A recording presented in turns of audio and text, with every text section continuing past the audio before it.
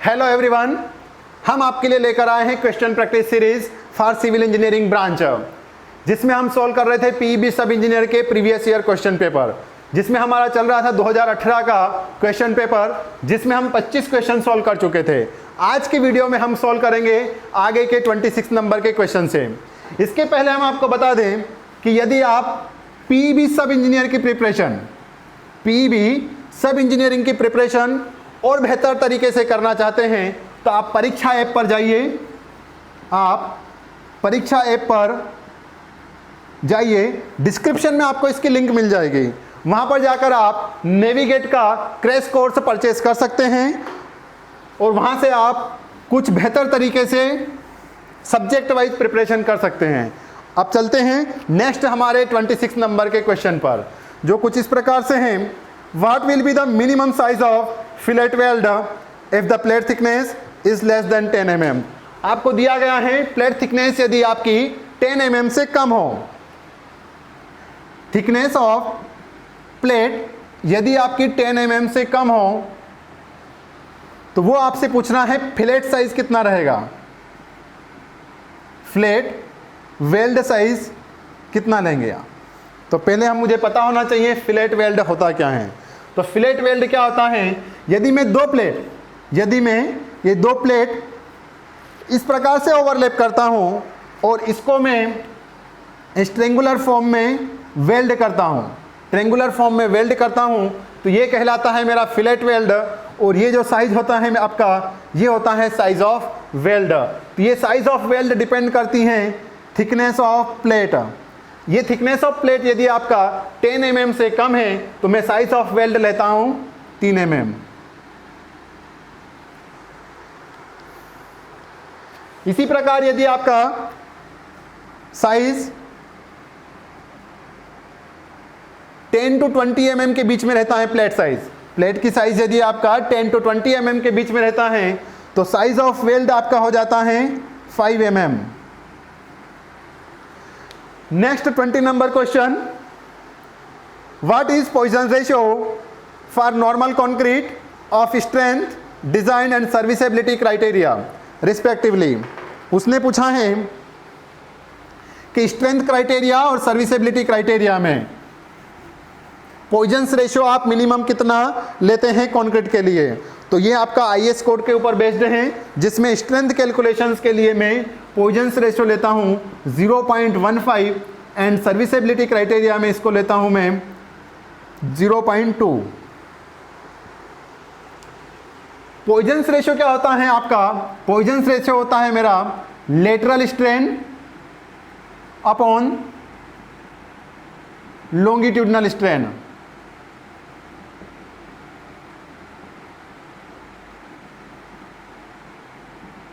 Longitudinal strain, तो lateral strain और longitudinal strain आपका क्या होता है, ये आपका कोई स्टील बार है, इसको अगर आपने पुल किया पी फोर्स से, इसको आपने पी फोर्स से यदि आपने इसको पुल किया, स्ट्रेच किया, तो ये कुछ इस प्रकार से एक्सपांड होगा। तो ये एक्सपांशन ही आपका कहलाता है एज अ स्ट्रेन, या एक्सपांशन आपका एक्सपांशन विद, ये एक्सपांशन आपका इस लेंथ के रिस्पेक्ट में जो होता है वही आपका स्ट्रेन कहलाता है। Same load, line of action of force, जिस लाइन ऑफ एक्शन में आपका फोर्स लग रहा है उसी डायमेंशन में अगर डिफॉर्मेशन हुआ है उसको पढ़ता हूं मैं एज अ लॉन्गिट्यूडनल स्ट्रेन। और उसके लेटरली, लेटरल मीन्स ये आपका line of action of force है इसके परपेंडिकुलर डायरेक्शन में, पहले आपका डायमेंशन इतना था अब इतना बचा है, तो इतना डिफॉर्मेशन हुआ है ये आपका कहलाएगा लेटरल डिफॉर्मेशन, और इसके कारण जो स्ट्रेन डेवलप हुआ वो कहलाएगा आपका लेटरल स्ट्रेन। तो ये आपको पता चल गया है, इन दोनों का रेशो कहलाता है आपका पॉइजन्स रेशो। नेक्स्ट क्वेश्चन है आपका 28 नंबर का क्वेश्चन आपको डिस्क्रिप्शन यहां पर दिख रहा है। What is the thickness of plastering provided for under side of RCC work. RCC work में आप थिकनेस ऑफ प्लास्टरिंग कितना प्रोवाइड करते हैं, तो कितना प्रोवाइड करते हैं 6 mm। डायरेक्ट क्वेश्चन है आपका आईएस कोड से, तो ये रिकमेंडेड है 6 mm यदि आप आरसीसी वर्क में करते हैं तो।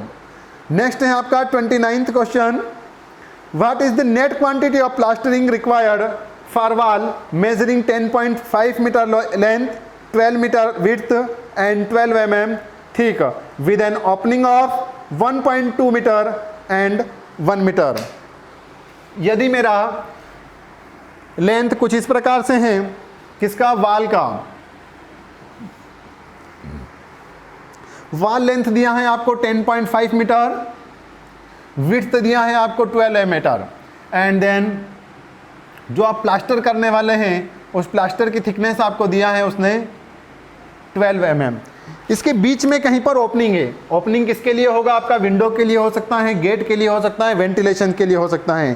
तो ओपनिंग एरिया उसने कुछ इस प्रकार से दिया है, ओपनिंग एरिया कुछ इस प्रकार से 1.2 इंटू 1 स्क्वायर मीटर, ये आपका है ओपनिंग एरिया। इसको मैं इसमें से डिडक्ट कर दूंगा तो नेट एरिया मेरा प्लास्टिंग का एरिया निकल जाएगा, और वो एरिया मेरा निकलता है 123.80 वर्ग मीटर। कितना निकलेगा आपका, 123.80 स्क्वायर मीटर।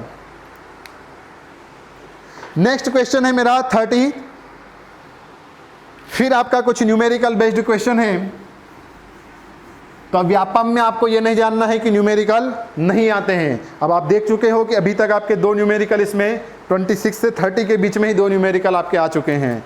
तो 30 क्वेश्चंस क्या बोल रहा है, what is the net quantity of brick work of thickness 0.23 metre for a 10 cubic metre having 2 opening of 1.2 by 2.1 metre and another one is 0.9 into 0.9 metre. तो उसने आपसे पूछा है क्वांटिटी ऑफ ब्रिक वर्क कितना लगेगा, net quantity of brick work. कौन सी पूछा है आपसे, net quantity of brick work, जिसमें उसने वॉल्यूम दिया है, मेरे पास वॉल्यूम कितना है 10 क्यूबिक मीटर, जिसमें मैंने विड्थ कितना लिया है, वाल विड्थ कितना लिया है मैंने 0.23 metre. Volume of brick work मुझे दिया गया है 10 मीटर क्यूब, जिसमें मेरा विड्थ ऑफ वाल है 0.23 मीटर। अब उसने बोला है कि इसमें 2 ओपनिंग है, आपकी 2 ओपनिंग है, तो ओपनिंग का एरिया आपको दिया गया है। क्या दिया है ओपनिंग का एरिया आपको, फर्स्ट ओपनिंग है आपका 1.2 इंटू 2.1 एंड अनदर ओपनिंग है आपका 0.9 into 0.9 square metre and square metre. इस ओपनिंग को, क्योंकि इस ओपनिंग में आपने क्या किया होगा, इस ओपनिंग में मैंने ब्रिक वर्क प्रोवाइड नहीं किया होगा, तो इस वॉल्यूम में से अगर मैं इस वॉल्यूम को हटा देता हूं तो मेरा नेट ब्रिक वर्क मिल जाएगा। ओके, इतना तो आपको समझ में आ गया है। तो पहले मैं इसका एरिया निकाल लेता हूं, इसका एरिया निकाल लेता हूं। तो 1.2 इंटू 2.1, तो ये आपका कुछ 3.33, इन दोनों का मिलकर एरिया आएगा आपका 3.33 स्क्वायर मीटर। इतना एरिया है, और कितनी विड्थ तक गया होगा ये आपका एरिया, इस एरिया में ये मान लीजिए इतना ओपनिंग है आपका, ओपनिंग कितना है 3.33 स्क्वायर मीटर। कितनी विड्थ तक, 0.23 मीटर तक आपने इस विड्थ को ओपन रखा होगा। तो मीन्स इसका वॉल्यूम निकालने के लिए मैं इसमें 0.23 से मल्टीप्लाई कर देता हूँ। तो इसको मल्टीप्लाई करने के बाद मेरा वॉल्यूम बनता है 0.77 मीटर क्यूब। तो इतना वॉल्यूम मेरा किसका है, ओपनिंग का वॉल्यूम, मतलब इतने वॉल्यूम के मुझे ब्रिक वर्क प्रोवाइड नहीं करना है। तो अगर इसके लिए मैं ब्रिक वर्क प्रोवाइड नहीं कर रहा हूं तो इतना वॉल्यूम मैं इसमें से डिडक्ट कर लूंगा, तो नेट वॉल्यूम मुझे मिल जाएगा। तो 10 माइनस 0.77, तो नेट वॉल्यूम मेरा मिल जाएगा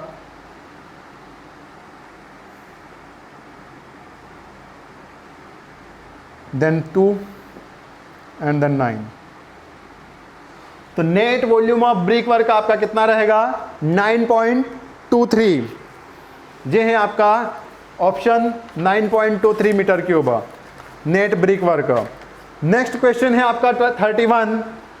what type of cross drainage work is provided when the canal runs below the drain with full supply level, with full supply level of canal well below the bed of drains।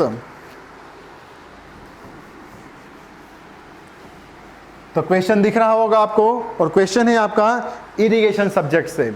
अब irrigation subjects में आपका question कुछ इस प्रकार से दिया गया है कि what type of drainage work is provided when the canal runs below the drain. यहां पर आपको ध्यान होना चाहिए, ड्रेन बोलता हूं मैं एज अ नेचुरल ड्रेनेज को। Natural drainage means as a river stream और सीवर लाइन, इसको बोलता हूं मैं एज अ ड्रेन। और कैनाल तो आपको पता ही है। तो उसने बोला है आपका जो मेन कैनाल है, कैनाल आपका इस प्रकार से फ्लो हो रहा है, इस प्रकार से फ्लो हो रहा है कि जिसका बेड लेवल, जो नेचुरल ड्रेन है इसका बेड लेवल आपका कैनाल के फुल सप्लाई लेवल से बहुत ऊपर है। बेड ऑफ कैनाल, इसको पढ़ते हो आप bed of river, bed of river. Bed of river और बेड ऑफ ड्रेन आपका फुल सप्लाई लेवल से बहुत ऊपर है। तो आप बताइए कि यहाँ पर आपने कौन सा क्रॉस ड्रेनेज वर्क प्रोवाइड किया होगा। क्रॉस ड्रेनेज वर्क मीन्स एक आपका कैनाल इधर से फ्लो हो रहा है और उसको क्रॉस करता हुआ बेड रिवर आपका इस प्रकार से आ रहा है। इनको क्रॉस करने के लिए आपने क्या प्रोवाइड किया होगा, इज अ ब्रिज। और इरिगेशन में उस ब्रिज को आप बोलते हो क्रॉस ड्रेनेज वर्क। तो यहाँ पर मैंने क्रॉस ड्रेनेज वर्क प्रोवाइड किया होगा सुपर पैसेज, सुपर पैसेज। और ये जस्ट उल्टा है एक्विडक्ट का। यदि मेरा यही क्रॉस ड्रेनेज वर्क किसके लिए प्रोवाइड करता मैं, यदि मेरा यहाँ पर कैनाल होता, ये कैनाल मीन्स यहाँ पर फुल सप्लाई लेवल, और ये मेरा रिवर होता, तो ये मेरा क्या हो जाता आपका HFL, high flood level. High flood level means आपका मैक्सिमम लेवल ऑफ फ्लड कितना हो सकता है इस लेवल पर, मतलब रिवर में ज़्यादा से ज़्यादा पानी कितना ऊपर जा सकता है इस HFL तक। इसी को मैं पढ़ता हूँ हाई फ्लड लेवल। तो इस प्रकार से अगर होता तो इसी प्रकार के क्रॉस ड्रेनेज के लिए जो मैंने प्रोवाइड किया होगा वो कहलाएगा आपका एक्विडक्ट। तो ये क्वेश्चन भी ध्यान में रखना है। अभी आपका आंसर है सुपर पैसेज। क्यों? क्योंकि मेरा रिवर ऊपर है और कैनाल नीचे है। नेक्स्ट है question 32। For a cinema hall the number of water closets required for females. Female के लिए number of water closet in cinema hall कितने रिकमेंडेड किए गए हैं। तो डायरेक्ट रिकमेंडेड का क्वेश्चन है आपका, रिकमेंडेशंस का। और इसमें है क्वेश्चन आपका आंसर 2% अप टू 200, 200 व्यक्तियों की संख्या तक 2% रखना है आपको। और उसके बाद अगर बढ़ते जाते हैं तो हर एक का आपको कितना रखना है 1% देयर आफ्टर। मतलब इसके बाद आपको अगर संख्या बढ़ती जाती है मीन्स 200 तक आपको 2% रखना है, और उसके बाद अगर आपके व्यक्तियों की संख्या बढ़ती है तो आपको रखना है 1%। नेक्स्ट क्वेश्चन है 33। For glazing clay product.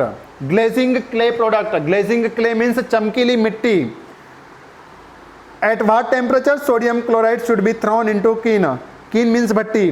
तो भट्टी में आपको सोडियम क्लोराइड का कितना कंटेंट किस टेम्परेचर पर थ्रोन करना है। थ्रोन मतलब डालना है यदि मुझे मिट्टी को चमकीली बनाना है। तो किस टेम्परेचर पर, इसको मैं 1000 डिग्री सेल्सियस से 1300 डिग्री सेल्सियस तक के टेम्परेचर में सोडियम क्लोराइड NaCl को थ्रोन या उसके अंदर डंप करूंगा तो मेरी मिट्टी जो मिलेगी मुझे चमकीली मिलेगी। तो यहाँ पर आप देख रहे होंगे कितने रिकमेंडेड बेस्ड आपके डायरेक्ट क्वेश्चन आए हैं। तो रिकमेंडेड, सारे सब्जेक्ट्स के रिकमेंडेड मोस्ट इंपॉर्टेंट रिकमेंडेशन आपको पढ़ना बहुत जरूरी है। If W is the weight of chain, 34th number question है। If W is the weight of chain, L is span and P is tension or pull, then the sag correction of the chain line will be। Serving का question है आपका पुल correction से, पुल correction और सेग correction. तो आपको पता होना चाहिए पहले सेग करेक्शन होता क्या है। तो सेग करेक्शन मीन्स ये अगर आपका चेन है और ये ग्राउंड है आपका, इस ग्राउंड पर आपने ये चेन को ड्रॉ किया है या फिर आपने चेन को यहाँ पर बिछाया है, तो इस चेन से आप इसकी लेंथ मेजर कर रहे हैं। अब मान लीजिए यहाँ पर आपका कुछ इस प्रकार से इरेगुलर टोपोग्राफी है, इरेगुलर ग्राउंड है, तो आपका ये चेन इस प्रकार से स्ट्रेट ना होते हुए इस प्रकार से सेग कर जाएगा। सेग मीन्स झुलना, सेग मीन्स आपका स्विंग होना या फिर झुल जाएगा। तो सेग हो जाएगा मीन्स आपने क्या किया होगा, लेंथ एक्चुअल आपका ये ब्लैक कलर में जो दिख रहा है चेन का उतना होगा, बट ये कुछ आपका इस डिग में चला जाएगा तो लेंथ आपका इतनी शॉर्ट हो जाएगा।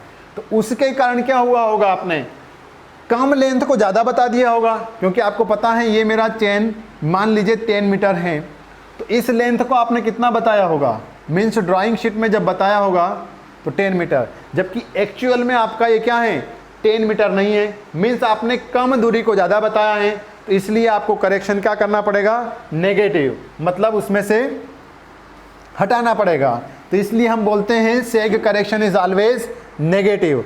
सेग करेक्शन मेरा ऑलवेज क्या होता है, नेगेटिव, और इसकी वैल्यू होती है मेरे पास sag correction, sag corrections always क्या होता है आपका नेगेटिव, और इसकी वैल्यू होती है मेरी W² L/24 P²। ये है आपका वेट ऑफ चेन, और ये आपने कितना पोल यहाँ पर अप्लाई किया, और L है आपका length of chain. Next question है आपका 35th। As per the Indian road Congress या IRC the maximum width of vehicle should be. IRC के according maximum width of vehicle कितना होना चाहिए, फिर आपका रिकमेंडेड है IRC के अकॉर्डिंग व्हीकल का जो विड्थ है वो मेरा होना चाहिए 2.44 मीटर, ये रिकमेंडेड है। तो 2.44 आपका, यदि एग्ज़ाम में आपको 2.44 नहीं हो तो अप्रोक्सीमेटली मैं इसको 2.5 ले लेता हूँ, बट अगर ऑप्शन में दोनों दिया जाए तो फिर आपको 2.44 पर क्लिक करना है। नेक्स्ट क्वेश्चन है आपका 36 क्वेश्चन है आपका स्टील से। As per IAS 800 1984 specifications, IAS 800 1984, how to calculate the gross diameter of a bolt if diameter of the bolt is less than 25 mm। आप यहाँ पर आपको ध्यान में रखना है, क्योंकि अभी तक आप पढ़ रहे थे बोल्ट, और बोल्ट आपने पढ़ा है कि यदि आपका 24 mm से ज़्यादा हो तो मैं इसको ले लेता हूँ 2 मीन्स D डैश डायामीटर, ये डाया ऑफ होल कहलाता है, यही आपका ग्रॉस डायामीटर कहलाता है। D dash is equal to 24 + 2 means 25 है तो 25 + 2 होगा, बट ऐसा नहीं होगा यहाँ पर। क्यों? क्योंकि यहाँ पर आपको उसने बोला है IAS 800 1984, IAS 1984, तो यहाँ पर सिर्फ स्टूडेंट इतना ही देखता है IAS 800। यहाँ पर 1984 जो आपको बता रहा है वो बेस्ड है आपका WSM, या इसी को मैं बोलता हूँ इलास्टिक मेथड पर बेस्ड है, ये इलास्टिक मेथड या फिर वर्किंग स्ट्रेस मेथड पर बेस्ड है ये कोड IAS 800। तो उसके अकॉर्डिंग मतलब बोल्ट बोला है, मतलब वही आपका रिवेट के लिए जो रिकमेंडेशंस हैं वही फॉलो करना है आपको। रिवेट और बोल्ट के लिए वही रिकमेंडेशंस फॉलो करना है जो आपको IAS में दिए गए हैं। तो क्या दिया गया है रिवेट के लिए रिकमेंडेशंस क्या हैं, यदि D मेरा less than equal to 25 mm होता है तो D डैश लेता हूँ मैं 25 + 1.5 mm, ये होता है आपका nominal diameter, nominal diameter of bolt और रिवेट। तो यहाँ पर आपका ऑप्शन कौन सा हो जाएगा, नॉमिनल डायामीटर + 1.5 mm। और जो IAS 800 2007 है वो है आपका LSM बेस्ड। तो इसलिए जब भी आपको अगर कोड स्पेसिफाई किया जाए तो वही फॉलो करना है, और आपको पता होना चाहिए कौन सा कोड किस पर बेस्ड है। नेक्स्ट चलते हैं 37 नंबर के क्वेश्चंस पर। तो कोड के बारे में भी आपको जानकारी होना बहुत ज़रूरी है। 37 नंबर के क्वेश्चन में कुछ इस प्रकार से पूछा गया है, 2 horizontal plates are placed 2 centimeter apart and the space between them being filled with oil of viscosity 10 poise. If the upper plate is moved with a velocity of 2 meter per second, then shear stress in the oil would be. आपसे पूछा गया है कि 2 plate है मेरे पास, 2 plate हैं जिनके बीच में गैप कितना है आपके पास 2 सेंटीमीटर, जिनके बीच में मेरे पास गैप है 2 सेंटीमीटर, जिसमें से एक आपका रिजिड है और जो ऊपर की प्लेट हैं वो मूव कर रही हैं। कितनी वेलोसिटी से मूव कर रही हैं वो वेलोसिटी से आपका मूव कर रही हैं 2 मीटर प्रति सेकेंड। 2 मीटर प्रति सेकेंड से प्लेट मूव कर रही हैं और इन दोनों प्लेट के बीच में जो खाली जगह है वहाँ पर आपने फिल कर दिया है ऑयल और उस ऑयल की विस्कोसिटी आपको दिया गया है 10 पोइज। तो न्यूमेरिकल के साथ में इसके यूनिट भी पता होना जरूरी है, तभी आप इसको आगे सॉल्व कर पाएंगे। तो मुझे पता है विस्कोसिटी, इसी को मैं डायनेमिक विस्कोसिटी पढ़ता हूँ और विस्कोसिटी की यूनिट होती है मेरी न्यूटन सेकंड पर स्क्वायर मीटर या पोइज। तो यहाँ पर आपका 10 पोइज दिया है, तो 10 पोइज इज इक्वल टू होता है 1 न्यूटन सेकंड पर स्क्वायर मीटर। बट अब आप सोल्व कर सकते हो। शियर स्ट्रेस निकालना है, इस कंडीशंस में इस प्लेट पर कितना शियर स्ट्रेस डेवलप हो रहा होगा। तो मुझे पता है फार्मूला है मेरे पास mu dynamic viscosity into velocity upon depth, या जो प्लेट है उन दोनों के बीच में कितना गैप है वो आपका कहलाएगा y। तो tau is equal to mu, mu है आपके पास 1, यू है आपको 2 मीटर पर सेकेंड एंड y दिया है आपको 2 सेंटीमीटर। तो 2 सेंटीमीटर को मैं मीटर में कन्वर्ट करता हूं तो ये बन जाता है मेरा 0.02 मीन्स। तो यहां पर बनता है मेरा tau is equal to 100 newton per metre square. तो मेरा ऑप्शंस क्या रहेगा, 100 newton per square metre shear force, shear stress develop हुए होंगे। अगला क्वेश्चन है 38, जो कुछ इस प्रकार से रिकमेंडेड बेस है। क्या पूछा गया है, super built up area is defined as. Super built up area कुछ क्या होगा आपका, तो super built up area means जहां तक आप कंस्ट्रक्शन करते हैं। बिल्ट अप एरिया क्या होता है आपका, जहां पर आपने कंस्ट्रक्शन किया है वो कहलाता है आपका बिल्ट अप एरिया। तो यहां पर उसने पूछा है सुपर बिल्ट अप एरिया क्या होता है। तो सुपर बिल्ट अप एरिया के लिए आपको क्या करना पड़ेगा, summation of built up area and common area. तो ये डायरेक्टली आपका क्वेश्चन पूछा जा चुका है। 39 क्वेश्चन है आपका, if the coefficient of friction is assumed 0। अगर मैं कोफिशिएंट ऑफ फ्रिक्शन 0 अज्यूम करता हूं then equilibrium super elevation required to counteract the centrifugal force fully will be given by. तो मुझे पता है बेसिक फार्मूला होता है super elevation plus coefficient of friction is equal to V square upon G R. तो directly उसने पूछा है कि यदि मैं सारा सेंट्रीफ्यूगल, इसी को बोलते हो आप centrifugal force ratio, centrifugal force ratio, तो अगर मैं इसको 0 कर देता हूं, इसको 0 कर देता हूं तो इक्विलिब्रियम सुपर एलिवेशन मीन्स सारा शियर फोर्स आपका सुपर एलिवेशन रजिस्ट करेगा, तो किसके बराबर होगा, V square upon G R. Directly आपका क्वेश्चन है। If the error in the measurement of head in a V notch is 1%, then the error in measurement of discharge will be। Question है आपका fluid mechanics से, V notch, V notch means आपका इस प्रकार से triangular form में नोच रहेगा, तो इसके डिस्चार्ज में क्या वेरिएशन आएगा यदि आपको हेड मेजर करने में, आपने हेड मेजरमेंट करने में 1% की गलती कर दी है, तो डिस्चार्ज में कितनी गलती आएगी कैलकुलेशन करने में। तो आपको पता होना चाहिए for V notch discharge, change in discharge versus original discharge is equal to होता है आपका 5/2 change in discharge upon head upon original head. और रेक्टेंगुलर के लिए अगर पूछा आपसे तो आप बताएंगे for rectangular notch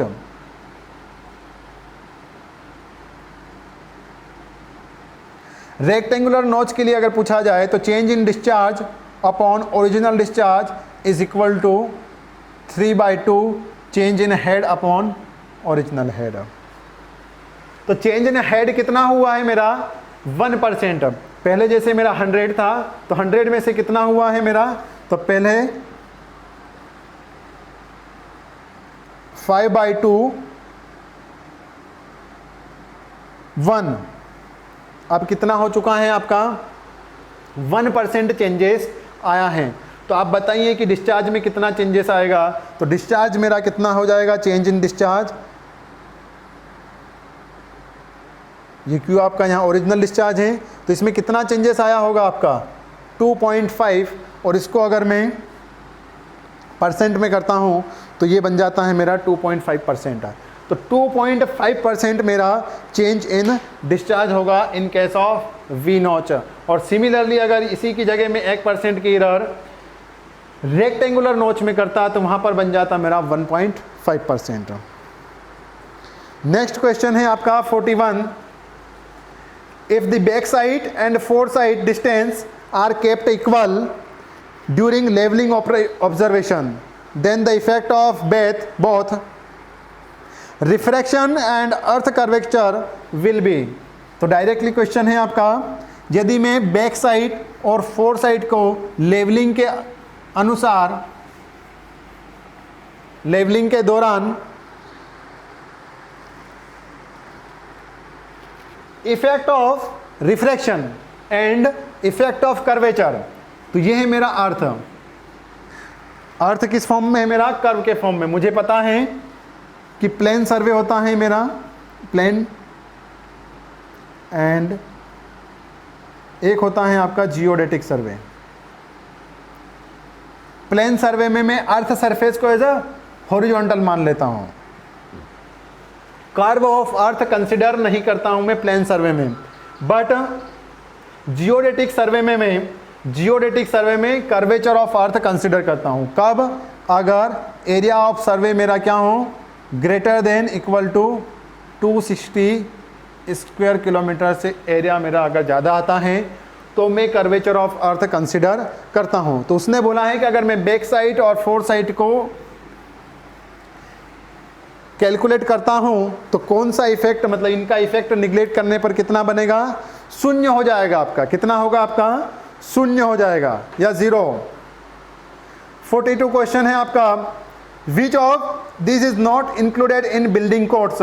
building code, building को एनालिसिस करने के लिए या कमर्शियल या residential building in urban area, generally कहां पर, अर्बन एरियाज में कंस्ट्रक्ट करने के लिए मुझे फॉलो करना होता है बिल्डिंग बॉयला,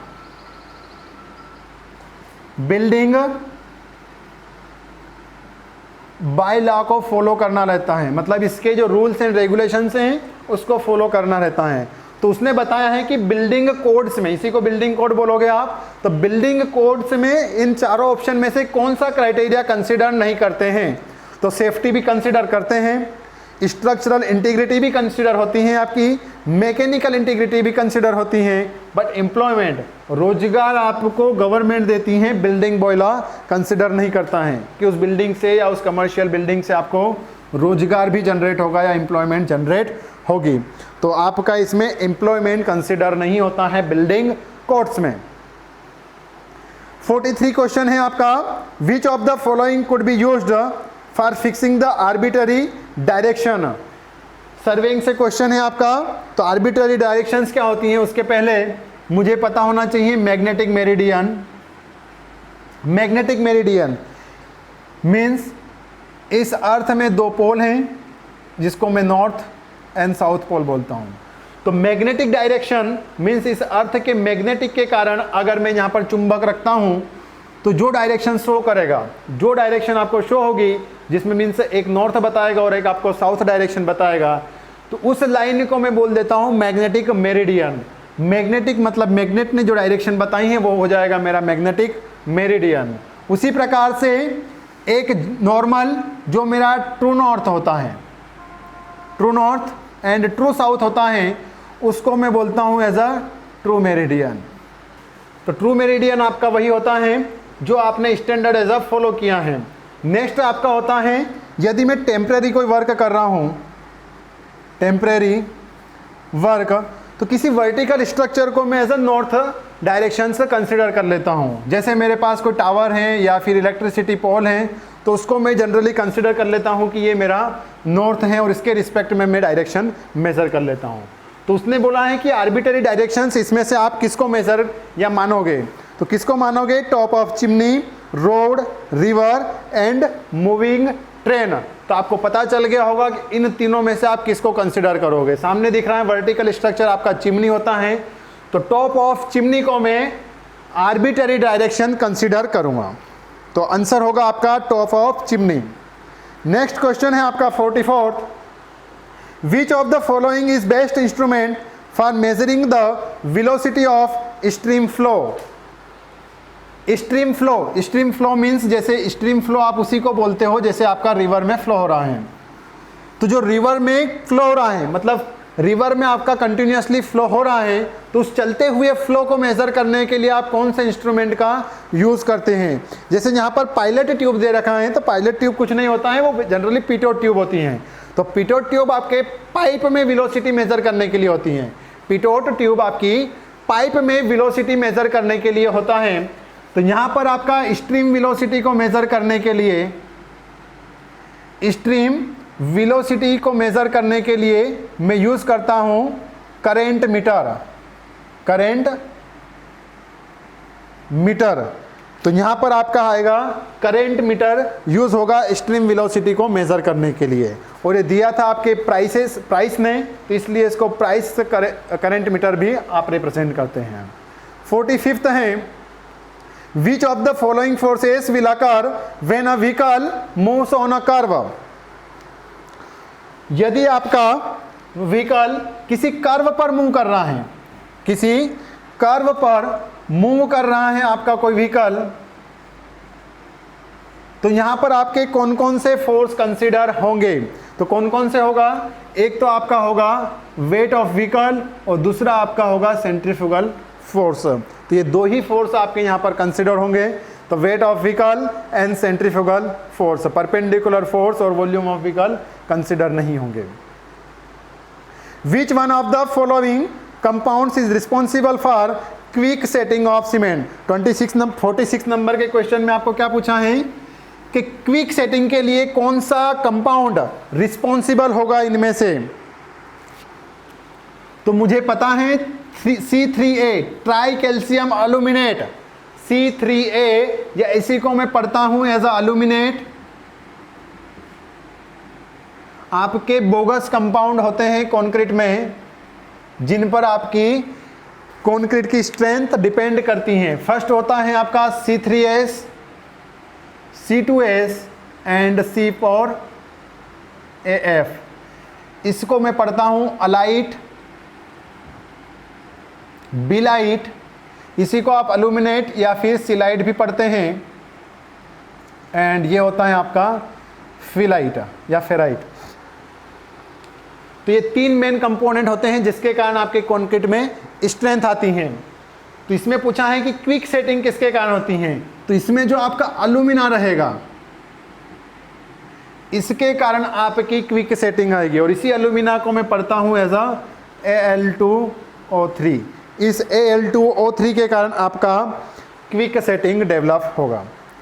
47th नंबर क्वेश्चन है, which one of the following filters will produce water of high bacteriological quality. मतलब किस फिल्टर में से निकलने के बाद आपके जो वाटर निकलेगा या जो आपका इफ्लुएंट निकलेगा, इफ्लुएंट या इसी को मैं डिस्चार्ज बोलूँगा, उस ट्रिकलिंग उस फिल्टर से जो आपका डिस्चार्ज निकलेगा उसमें सबसे ज़्यादा बैक्टीरियल अमाउंट किस में ज़्यादा होगा, कौन से पानी में सबसे ज़्यादा बैक्टीरियल अमाउंट होगा कौन से फिल्टर से निकलने के बाद। तो ये होगा आपका slow sand filter. Slow sand filter से निकलने के बाद आपका इफ्लुएंट में सबसे ज़्यादा बैक्टीरिया प्रेजेंट रहेगा। 48 क्वेश्चन है, which estimation method is suitable for different thickness of wall and different level of foundation. अगर आपका वॉल की थिकनेस भी डिफरेंट है और फाउंडेशन का लेवल भी आपका डिफरेंट है। तो यहाँ पर मैं दो मेथड को कंसीडर कंबाइन करके उस स्ट्रक्चर का एस्टीमेट तैयार करता हूँ। कौन सा है? कुछ स्ट्रक्चर के लिए मतलब कुछ पार्ट को मैं सेंटर लाइन मेथड से और कुछ पार्ट में क्रॉस मेथड से, कुछ पार्ट में क्रॉस मेथड से, कुछ पार्ट में सेंटर लाइन मेथड से एस्टीमेट करके पूरा एस्टिमेशन दूंगा। तो means partly centre line method and partly by cross method से आप सोल्व करके दोगे। 49 नंबर क्वेश्चन है, the main stabilising force for a gravity dam is. Gravity dam में stabilising force, main stabilising force means ये जो आपका ग्रेविटी डैम है स्टेबलाइज्ड मीन्स स्टेबल रहेगा। ये ग्रेविटी डैम या कंक्रीट का डैम जो आपका बना हुआ है यह स्टेबल यहीं पर किस मेन फोर्स के कारण यहीं पर रहेगा? तो ये मेन फोर्स रहेगा आपका यहाँ पर weight, self weight of dam और सेल्फ वेट ऑफ स्ट्रक्चर। और यही सेल्फ वेट आपका इस वाटर प्रेशर को रजिस्ट करेगा, वाटर प्रेशर को, विंड प्रेशर को भी रजिस्ट करेगा एंड अपलिफ्ट प्रेशर, यहाँ से कोई इसको ऊपर उठाने की कोशिश कर रहा होगा तो उस अपलिफ्ट प्रेशर को भी ये रजिस्ट करेगा। तो तीनों फोर्सेस को रजिस्ट करता है मेरा वेट ऑफ डैम और सेल्फ वेट ऑफ स्ट्रक्चर। तो यहाँ पर ऑप्शन होगा आपका self weight of dam stabilising force for a gravity dam. 50 number question है आपके पास, safe stopping sight distance is determined by SSD, जिसको हम पढ़ते हैं SSD, स्टॉपिंग साइट डिस्टेंस। होती क्या है कि मेरा व्हीकल रोड पर मूव कर रहा है, मेरा व्हीकल किसी v स्पीड से इस रोड पर मूव कर रहा है, ये ऑब्स्टेकल है, कोई सा भी स्ट्रक्चर हो सकता है, आगे कोई व्हीकल खड़ा है, तो इस व्हीकल से टकराने से पहले ये व्हीकल सेफ स्पीड पर, जितनी भी डिज़ाइन स्पीड पर है, इससे टकराने से पहले क्या हो जाए? स्टॉप हो जाए। तो मीन्स इन दोनों के बीच में इतनी गैप बना के रखना होगी आपको, और इसी को मैं पढ़ता हूँ एज अ साइट डिस्टेंस, या स्टॉप करने के लिए है तो आपका स्टॉपिंग साइट डिस्टेंस। तो स्टॉपिंग साइट डिस्टेंस मेरा कितना होगा? जैसे ही मुझे यहाँ पर ऑब्स्टेकल मतलब मुझे कुछ दिखा कि व्हीकल मेरा कोई सामने खड़ा है तो उसको टकराने से पहले मुझे यहाँ पर रुकना है, तो मैंने जैसे ही सोचा होगा मैंने ब्रेक लगाया होगा। तो सोचने तक मैं जितना चला गया उसको मैं पढ़ता हूँ एज अ लेग डिस्टेंस। मैं सोच रहा हूँगा कि मुझे ब्रेक लगाना है इस व्हीकल से टकराने से पहले, तो मैंने जब तक सोचा तब तक मैं इतना आगे बढ़ गया था। अब सोचने के बाद मैंने ब्रेक लगाया तो तुरंत आपका व्हीकल स्टॉप नहीं होगा, इतनी डिस्टेंस कवर करने के बाद आपका जो व्हीकल स्टॉप हुआ उसको बताता हूँ मैं एज अ ब्रेक डिस्टेंस। उसी को मैं क्या पढ़ता हूँ as a brake distance. Means इन दोनों का समेशन ही तो आपका क्या है? Stopping sight distance. तो यही कहलाता है आपका adding lag distance plus braking distance give safe stopping sight distance. And thank you to all.